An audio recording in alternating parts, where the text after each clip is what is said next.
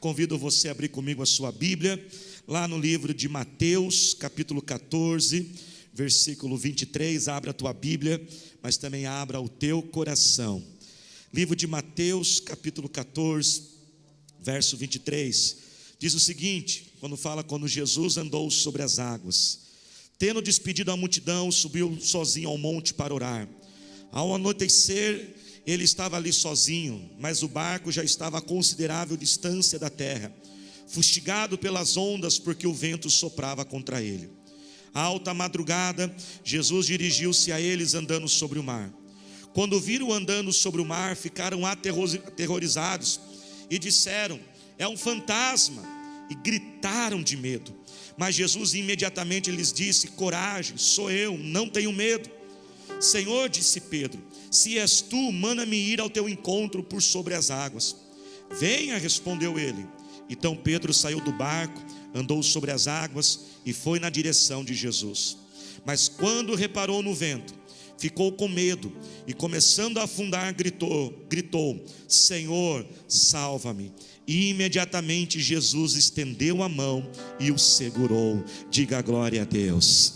Irmãos, e para nós iniciarmos a mensagem essa manhã, eu quero fazer uma dinâmica que eu aprendi com meu amigo o pastor Gonçalves. Mas eu vou precisar de alguns voluntários aqui. Deixa eu passar meu radar aqui. Deixa eu ver quem que eu vou escolher. Eu preciso de uma pessoa corajosa, de um jovem corajoso.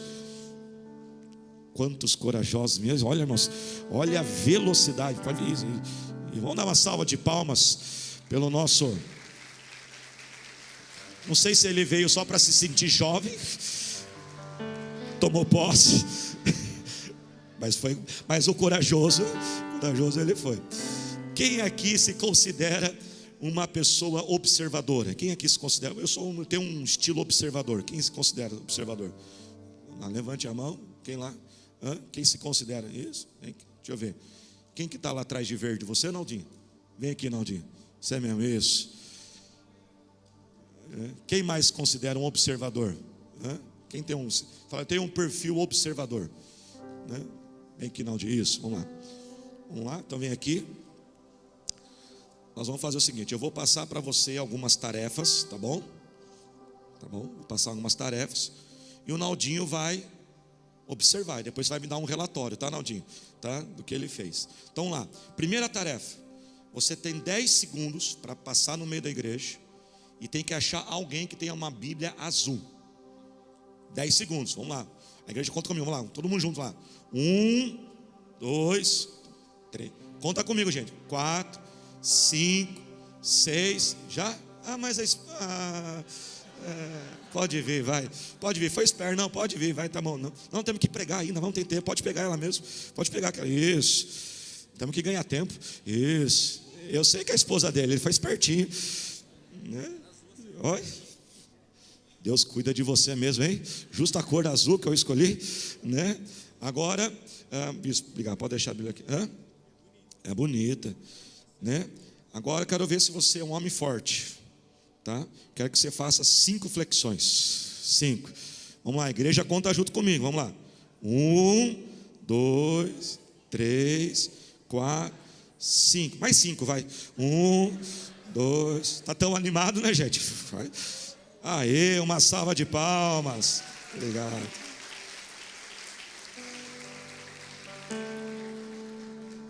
Agora a última tarefa.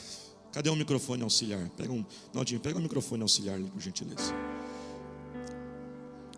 Eu quero que você cante essa música. Você já cantou na frente de alguém assim? Já?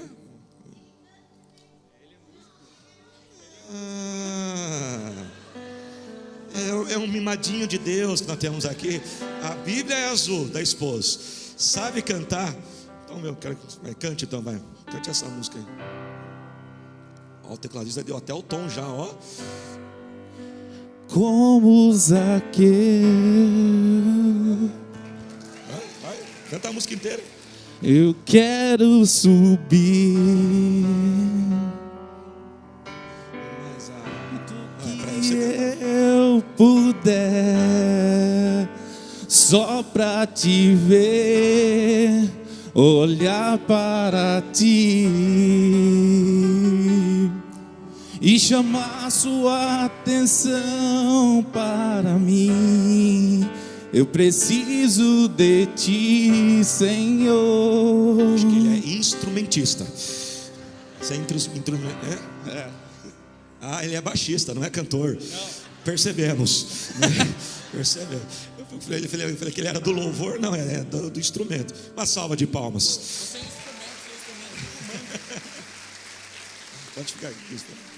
Agora nós vamos fazer o seguinte, Naldinho, me faz um relatório do que ele fez aqui, o que chamou a tua atenção. Fala alguma coisa que chamou a tua atenção. O que me chama a atenção é que ele já saiu rápido, né, para procurar a Bíblia, mas tiveram algumas pessoas que facilitaram, que apontaram, tem alguém aqui com a Bíblia azul também. E uma outra coisa é que quando ele fez 5 flexões, você falou mais 5, ele perdeu a força e ele quase não conseguiu. Muito bem. Tem mais alguma coisa que você observou? Acho que foi isso. Tá, agora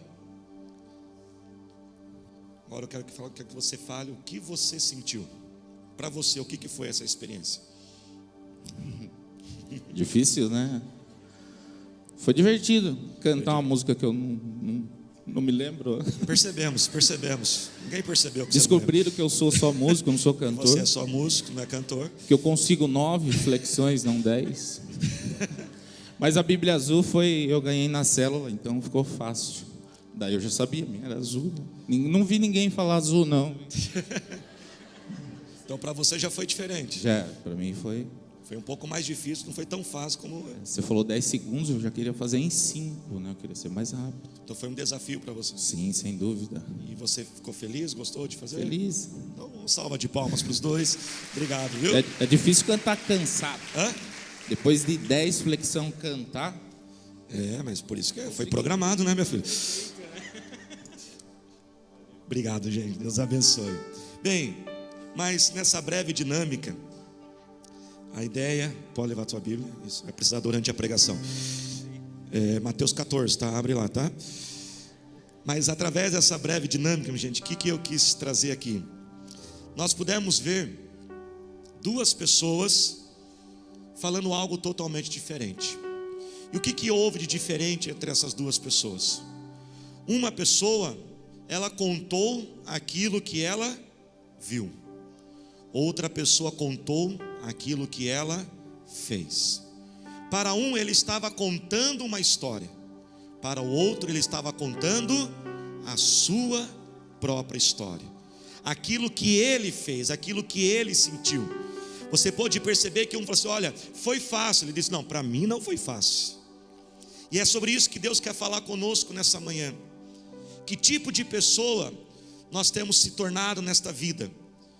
Nós temos sido pessoas que contam histórias ou somos pessoas que fazem história? Nós podemos ser daqueles que podem contar o que os outros experimentaram, de contar o que os outros viveram com Deus. Nós podemos contar o que os outros conquistaram de sonhos na sua vida, ou nós podemos escrever a história, nós podemos fazer a história. E Deus te colocou neste mundo, não somente para você contar histórias, mas Deus te colocou neste mundo para você escrever uma história. Você foi feito para viver uma história. Diga comigo assim, eu fui feito para viver histórias.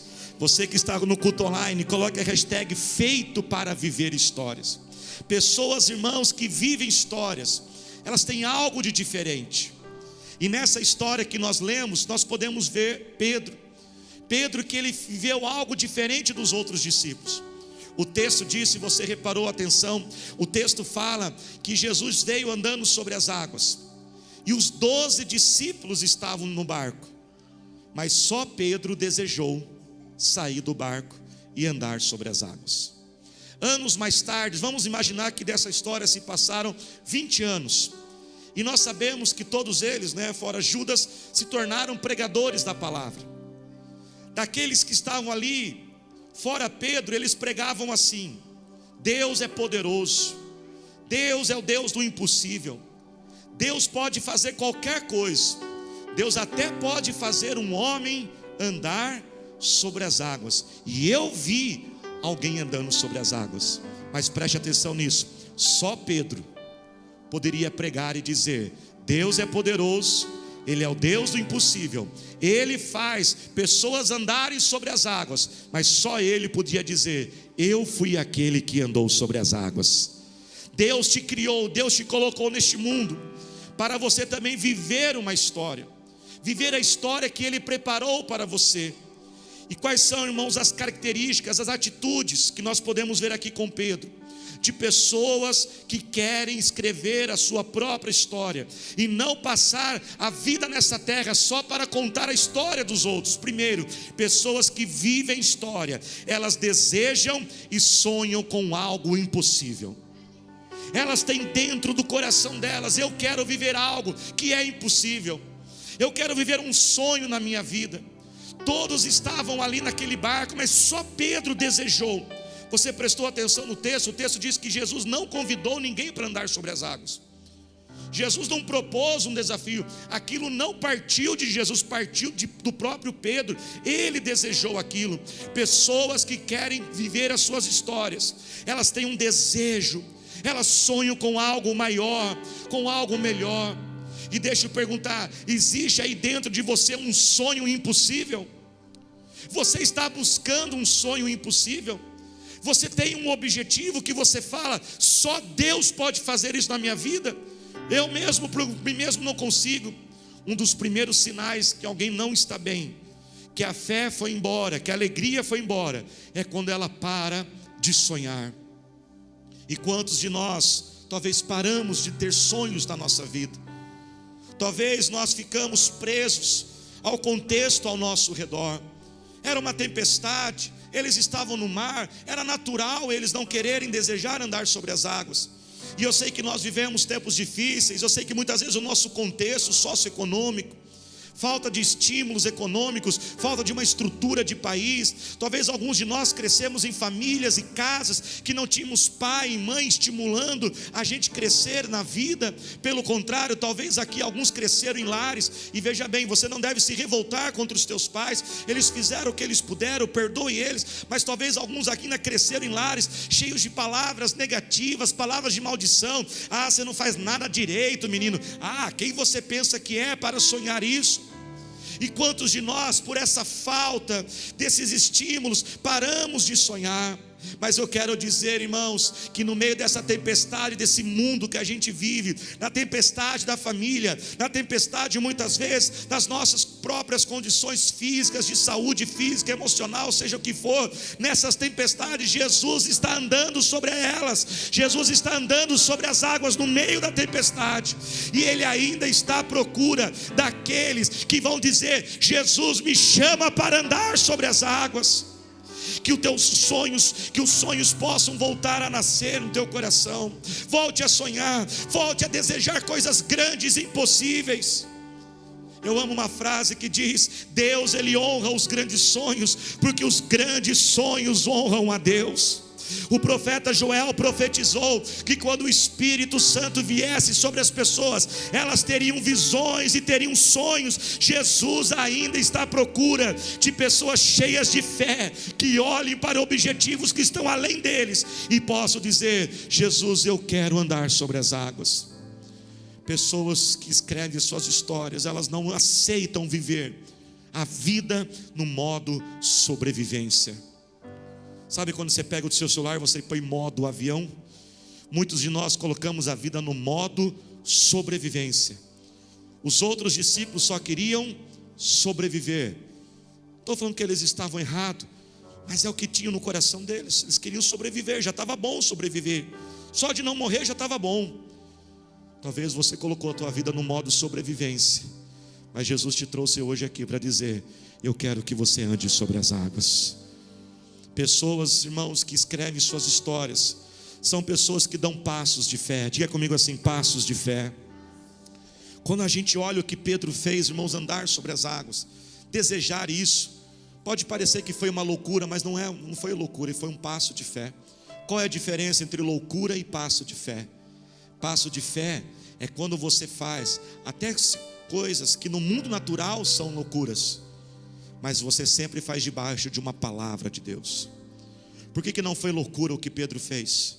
Porque antes dele sair do barco e andar sobre as águas, ele não fez isso de uma coisa da sua cabeça só, ansioso, de forma impetuosa e saiu, não. O que Pedro fez?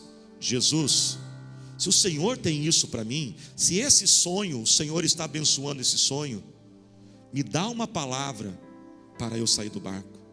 Ele não ousou sair do barco sem uma direção clara de Deus. E Deus não está chamando a gente para a gente sair que nem louco hoje aqui, e sair numa loja e comprar, fazer um financiamento e fazermos coisas sem planejamento, não. Mas sabe o que Ele está dizendo? Sonhe, meu filho, sonhe grande, mas peça a minha bênção e a minha autorização. Não entre em algo, não entre num negócio, não entre num relacionamento sem uma palavra de Deus te garantindo que Ele está te abençoando naquilo.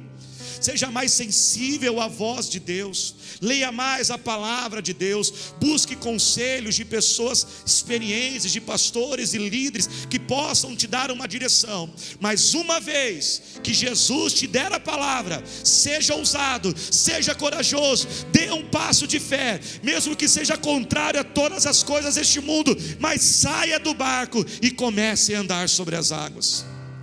Pessoas que escrevem a história são pessoas que entram em movimento, apesar das circunstâncias. Você já sabe o que eu vou mandar você fazer.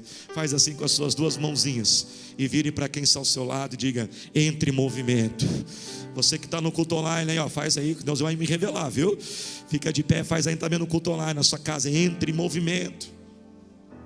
Olha, irmãos, preste atenção nisso. O texto diz que quando Pedro tirou os pés fora do barco, a tempestade ainda estava acontecendo. Ele não esperou as circunstâncias melhorarem. Ele não somente decidiu andar sobre as águas, ele não somente recebeu a palavra de Deus e ficou esperando, assim, tá bom, Deus, beleza, o Senhor já me deu a palavra para andar sobre as águas, eu vou esperar um pouquinho a tempestade acalmar. Não, ele entrou em movimento apesar da tempestade.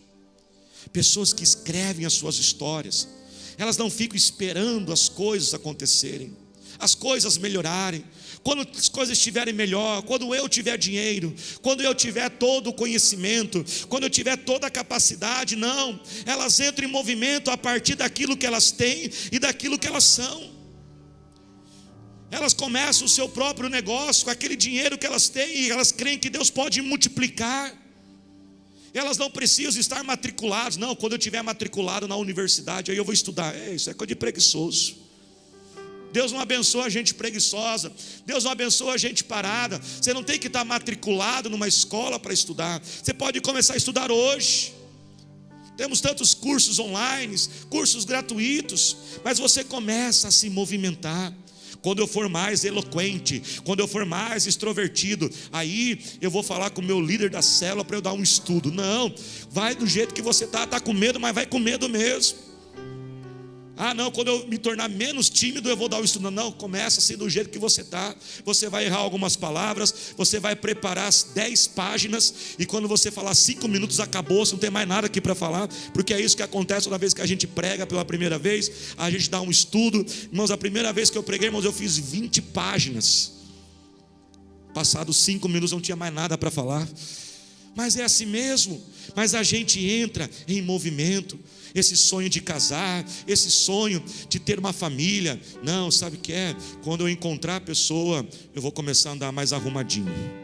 Não, irmão, começa a andar arrumadinho agora já começa a andar mais cheirosinho também. Faça a tua parte, se coloque de pé glorificando a Jesus.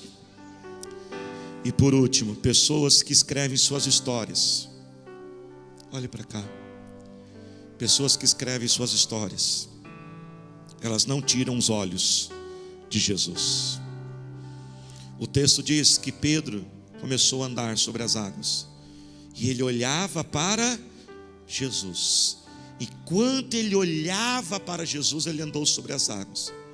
Mas a Bíblia diz que houve um momento que ele tirou os olhos de Jesus, e ele começou a olhar a onda enorme, os ventos. E quando ele tirou os olhos de Jesus, ele começou a afundar. Quando nós buscamos sonhos, os projetos de Deus na nossa vida, quando nós temos um objetivo que é grande demais, presta atenção, olhe para cá. Quando a gente busca tudo isso, adversidades surgirão, obstáculos surgirão, a tempestade ainda estava acontecendo, mas não tire os teus olhos de Jesus. É natural, igreja, durante essa caminhada, quando os problemas surgem, é natural a gente começar a prestar mais atenção nos problemas. Nós fazemos isso, eu também faço isso, essa mensagem já falou muito comigo.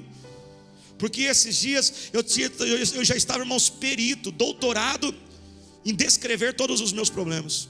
Se alguém falar assim, qual é o problema? O problema é esse, porque o problema é disso aqui, porque é disso aqui. Eu já sabia falar tudo dele.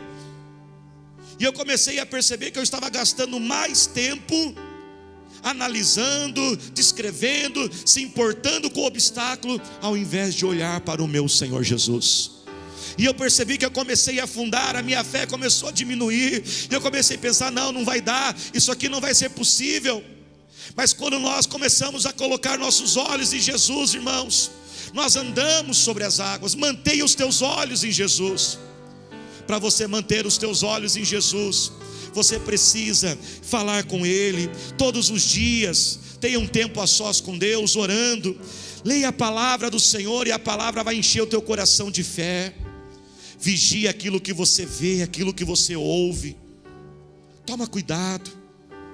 Sabe, igreja, não sei quanto a você, mas eu eliminei da minha vida filmes de morte, filmes de destruição, metralhadora, essas coisas, um monte de gente.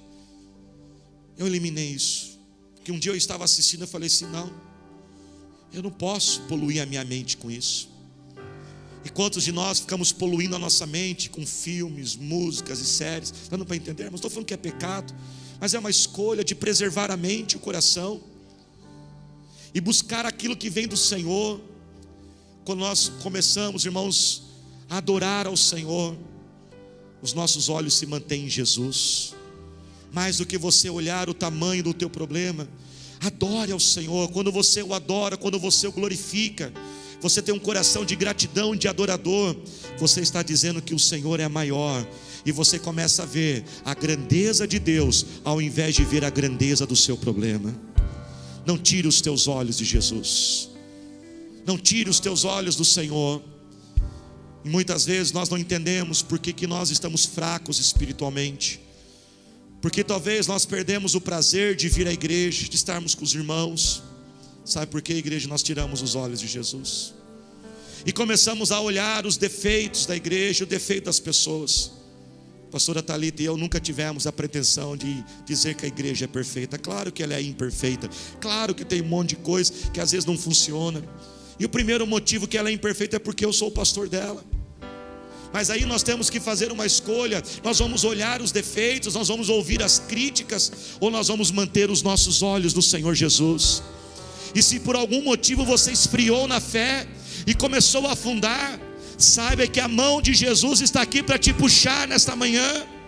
E as nossas mãos também estão aqui, com amor e com carinho, para dizer que aqui é o teu lugar, para dizer que o teu lugar é andando sobre as águas e vivendo o sobrenatural do Senhor. Por isso levante as suas mãos neste momento e fale com o Senhor Jesus. Pai, nós oramos a Ti agora, Senhor. Pai, eu quero orar por aquele, Senhor, que talvez, ó Pai, está tão desanimado neste momento. Ó Deus, ó Pai, ele não sonha mais, Senhor. Talvez está com a sua vida no modo sobrevivência. Pai, nós clamamos a Ti agora, Senhor. Pedimos ao Senhor, renova a nossa fé, que os sonhos voltem a ser gerados no coração desta vida, Senhor. Volte os sonhos, volte o impossível, Senhor.